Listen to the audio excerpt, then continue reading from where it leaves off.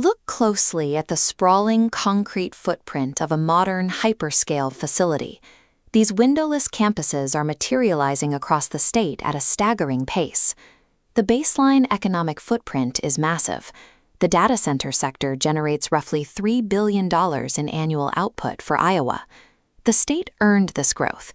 2 decades of aggressive investment in utility-scale wind power created a low-cost energy environment that hyperscalers actively seek out. Hosting these immense computing hubs is, on balance, an economic win for the state. The structural risk lies in how that win is measured. Iowa evaluates this multi-billion-dollar sector using a gross benefit ledger. There is currently no systemic cost column anywhere on the public record. The primary economic impact studies circulating in the Capitol were commissioned by the industry itself. They are designed to track incoming revenue, not to serve as comprehensive decision documents measuring systemic strain. Relying on static reports creates a liability when the environment is moving. Between March and August 2026, the requirements for water, power, and local zoning moved faster than the state's oversight could track.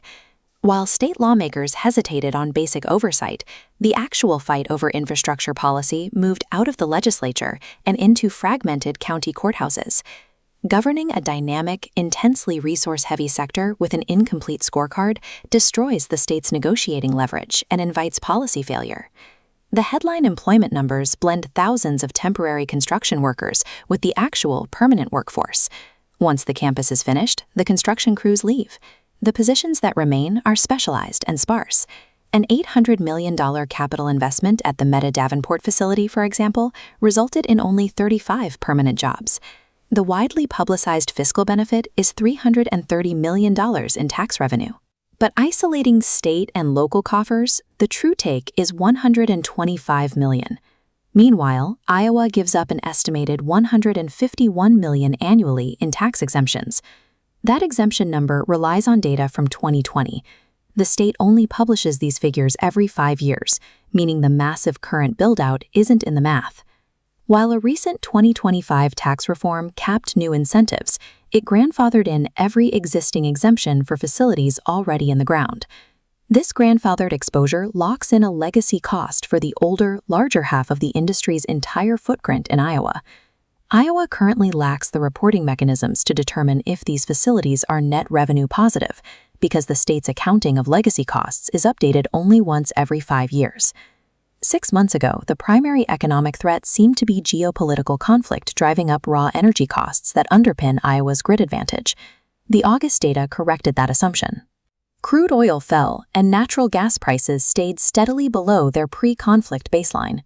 Iowa's foundational grid advantage held firm, securing residential electricity rates that are still among the lowest in the nation. This chart tracks energy costs from March to August. While day-to-day grid fuel remained low, diesel fuel spiked by over 40%. Hyperscalers promise near-perfect uptime, guaranteeing continuous operation by relying entirely on massive on-site diesel generators for backup power. This creates a bifurcated energy exposure. The electrical grid is stable and cheap to run daily, but emergency power is volatile and increasingly expensive. This widening cost gap forces utilities to decide exactly who absorbs the expense of building and fueling that massive backup infrastructure.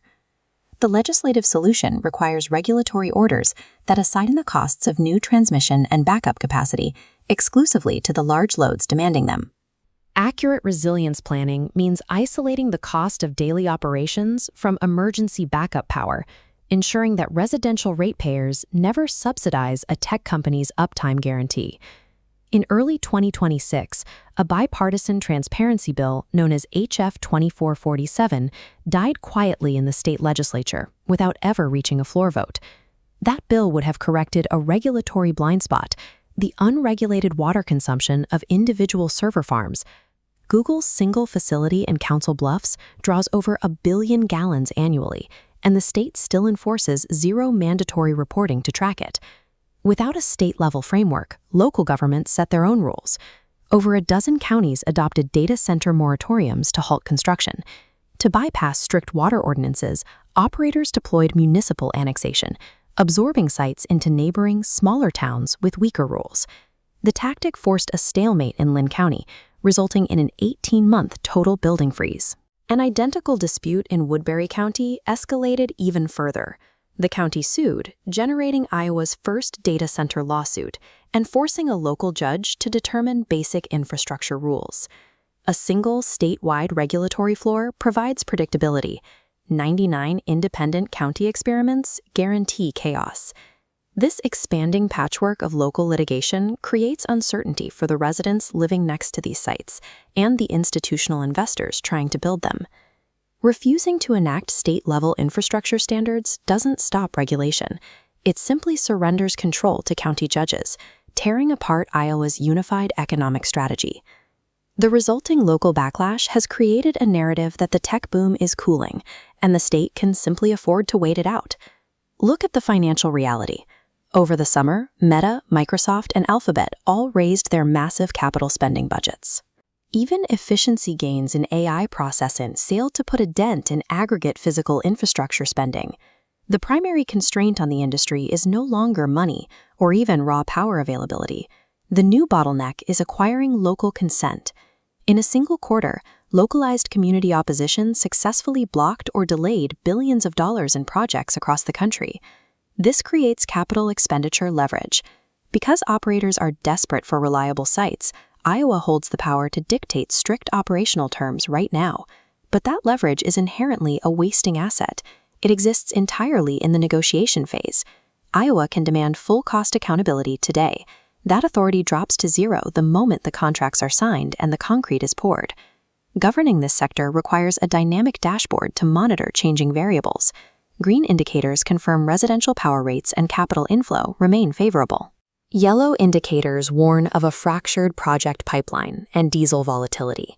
Flashing red are structural failures, no water transparency, and collapsing jurisdictional cohesion. The data shows that 5 months was enough time for water availability, energy costs, and legal jurisdiction to move into new high-risk territory. Going forward, the baseline for competent deal-making requires tying any future tax exemptions directly to verified, transparent reporting of net costs. The immediate task for the 2027 legislature is to establish a single, authoritative legal floor for infrastructure standards. The state faces a binary choice: implement proactive, full-cost statewide governance, or brace for a decade of defensive, localized litigation. Iowa does not need another endless debate over whether data centers are good. It needs a comprehensive legal architecture to protect its resources and its ratepayers while the sector inevitably grows.